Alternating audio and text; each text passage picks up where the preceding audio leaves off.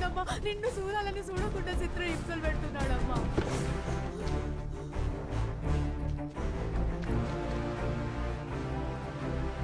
నీ కన్న తల్లి బ్రతుకుందో లేదో నాకు తెలియదు, కానీ ఈ క్షణం నిన్నెలా చూస్తే ఖచ్చితంగా ఆత్మహత్య చేసుకుని చచ్చిపోయేది.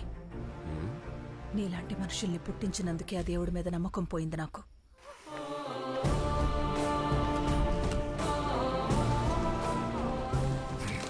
పురిటి నొప్పులు దానికొస్తుంటే నువ్వరుస్తున్నావేంటే? పో ఇక్కడి నుంచి. మీ అందరికీ ఒక చిన్న చరిత్ర చెప్పాలి. స్వాతంత్ర్యానికి ముందు జలియన్ వాలాబాగ్ అనే ప్రాంతంలో 1000 మంది భారతీయుల మీద 50 మంది బ్రిటిష్ సైనికులు కాల్పులు జరిపారు. 100 మంది చనిపోయారు. అంత దారుణం ఎందుకు జరిగిందో తెలుసా? సైన్యాన్ని చూడగానే జనం వెనక్కి పరిగెత్తారు. అదే 1000 మంది భారతీయులు ఆ 50 మంది సైన్యం మీదకి దూసుకొచ్చుంటే చరిత్రే వేరుగా ఉండేది. ఏంటే నువ్వు జనాల్ని రెచ్చగొడుతున్నావా? ఒక్క తుపాకీతో 100 మందిని భయపెట్టొచ్చు. నిజంగా చంపాల్సి వస్తే దాంట్లో 6 గుళ్లే ఉంటాయని గుర్తు చేస్తున్నాను. 6 తుటాల్లో ఒకటి నాది, రెండవది నాది, మూడవది నాది, నాలుగవది నాదే, మిగిలింది నాద్రాని ఎప్ప. సార్, పరిస్థితి చేయి దాటిపోయేలాగుంది. పదండి సార్, వెళ్దాం.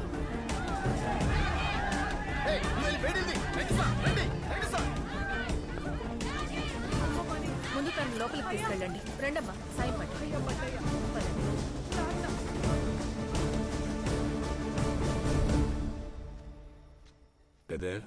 ఆవిడెవరు?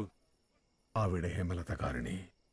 ఈ ఊరు పుట్టినప్పటి నుంచి ఈ ఊరికి ఏదైనా మంచి జరిగిందంటే ఆవిడ అడుగు పెట్టడమే. మా జీవితాల్లో మార్పు తీసుకురావడానికి ఆవిడ తన పద్ధతిలో ప్రయత్నాలు మొదలు పెట్టారు. దారులు వేరైనా నాగి తేవాలనుకుంటున్న మార్పు ఆవిడ కూడా కోరుకుంటుందని దివాకర్కి అర్థమైంది. అందుకే దివాకర్ ఆవిడ్ని కలిసి, నాగి, హేమలత లవణం గారు మన ఊరిని మార్చడానికి వచ్చారు. ఈవిడ కూడా నీలాగే చాలా.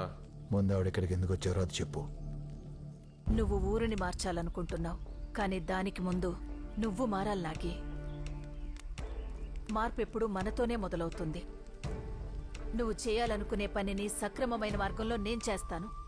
నువ్వు పెట్టాలనుకున్న ఫ్యాక్టరీ నేను పెడతాను. పోలీసులకు లొంగిపో.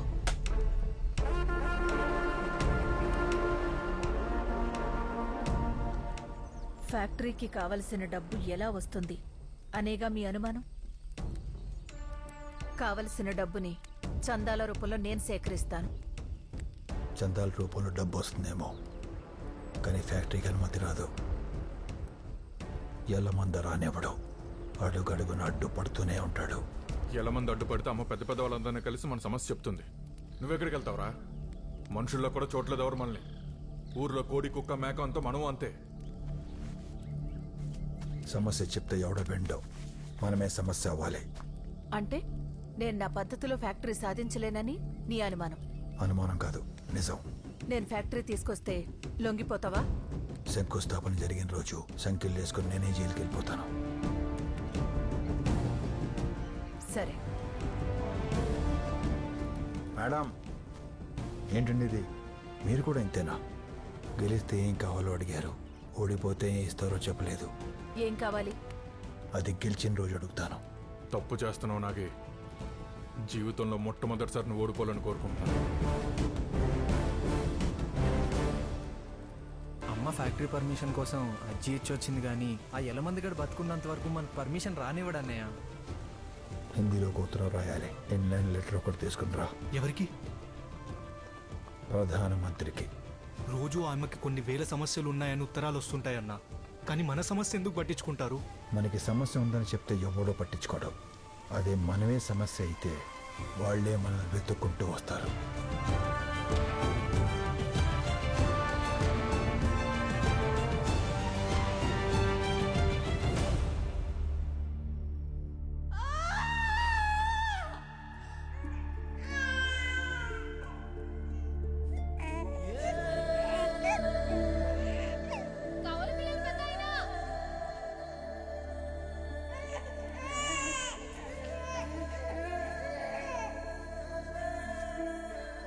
సమస్య అర్థమైంది పెద్దయ్య.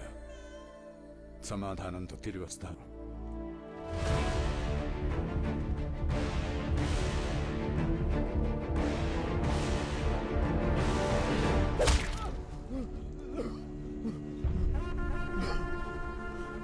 నన్ను వదిలేనాగి, నీకు కావాల్సింది బంగారమే కదా.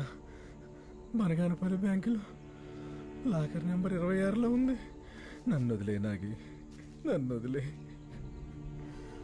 నాగి మనొచ్చింది.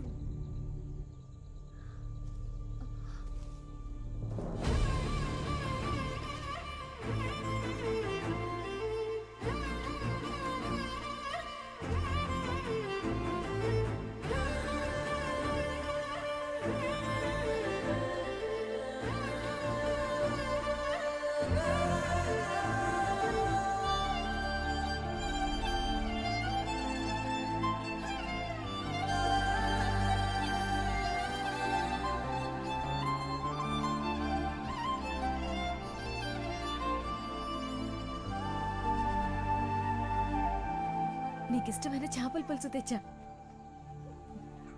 తిను బావా. వెళ్దాం. ఎక్కడికి? ఫ్యాక్టరీ పర్మిషన్ వచ్చేసిందంట బావా. రేపే శంకుస్థాపన. అయితే ఫ్యాక్టరీ మొదలైతే లొంగిపోతానని మాటిచ్చావు కదా. అక్కడ అందరూ నీకోసం ఎదురు చూస్తున్నారు. వెళ్దాం పద బావా. కుదరదు. ఎందుకు కుదరదు? ఎందుకంటే నాకు చాలా పనులున్నాయి. నువ్వు వెళ్ళు. రే అరే, దేబెట్రారా. ఎక్కడికి? మళ్ళీ దొంగతనానికా? లొంగిపోతే నీ ప్రాణానికి ఏ హాని ఉండదని అమ్మ మాటిచ్చింది బావా. నీకేమైనా జరిగితే వీళ్ళేమవ్వాలి, నేనేమవ్వాలి? ఇప్పుడైనా ఆలోచించావా? వీళ్ళకేం కాదు. ఎలా కాపాడుకోవాలో నాకు తెలుసు. ఎప్పుడు నీ పక్కనుండే మారి, వీరా, సూర్యనే కాపాడుకోలేకపోయావు. ఎక్కడ ఉండే మమ్మల్ని ఏం కాపాడతావు? పెళ్లికి ముందు నేనేం చెప్పినా నువ్వు వినలేదు. ఎందుకంటే నా మీద ప్రేమ.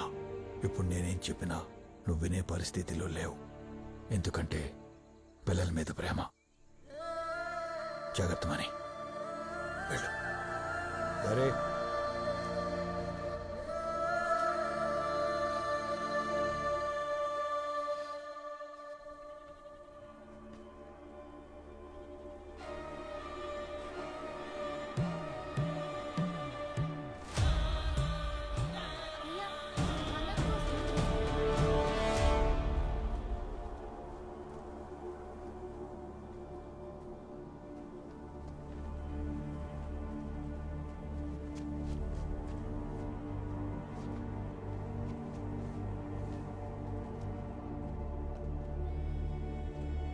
మణి, నాగేశ్వరరావు ఒప్పుకోలేదా?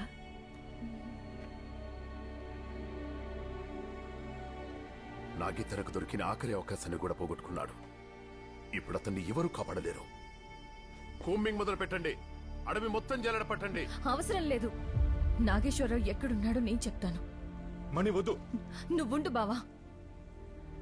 మీకు కావాల్సింది నేను చెప్పాలంటే నేను అడిగిన దానికి మీరు ఒప్పుకోవాలి. ఏంటది? బావ కనిపిస్తే కాల్చేయమని మీరిచ్చిన ఆర్డర్ వెనక్కి తీసుకోవాలి. All right. మణి, నాగి అమ్మ ముందు లొగ్గుపడం వేరు, పోలీసులు అడవులోకి వెళ్ళి వాడిని పట్టుకోవడం వేరు. ఈ చెయ్యని అసలు నమ్మలేమమ్మా. వద్దు. మణి, ఎస్పీ గారు నా ముందే మాటిచ్చారు. నాగి ఎక్కడున్నాడో చెప్పమ్మా. చెప్పు. నాగేశ్వరరావు ఎక్కడున్నాడో చెప్పు.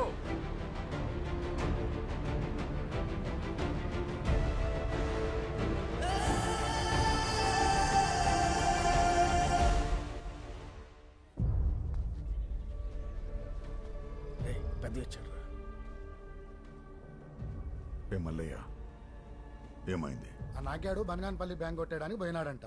పోలీసులు ఆన్ని పట్టుకోవడానికి పోయినారు. పోలీసులకి ఎవరా చెప్పారు? ఇంకెవరు చెప్తారయ్యా? అదిగో ఆడ పెళ్ళమే చెప్పింది.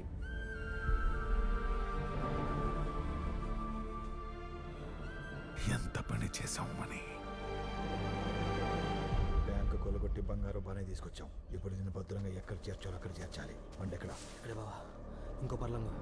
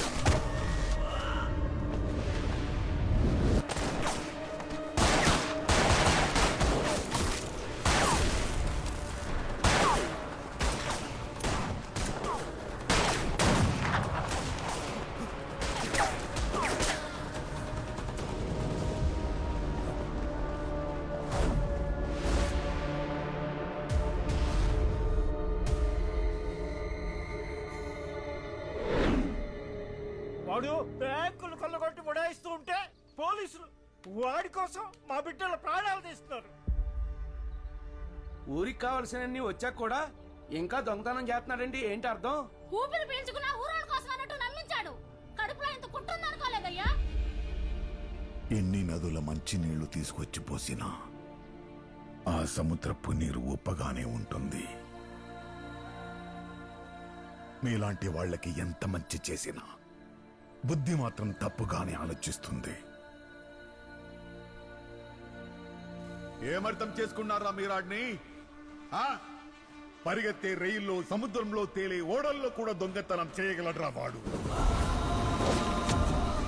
300 మంది గార్డ్స్, 14 అడుగుల గోడలు ఏవి వాడిని ఆపలేకపోయాయి.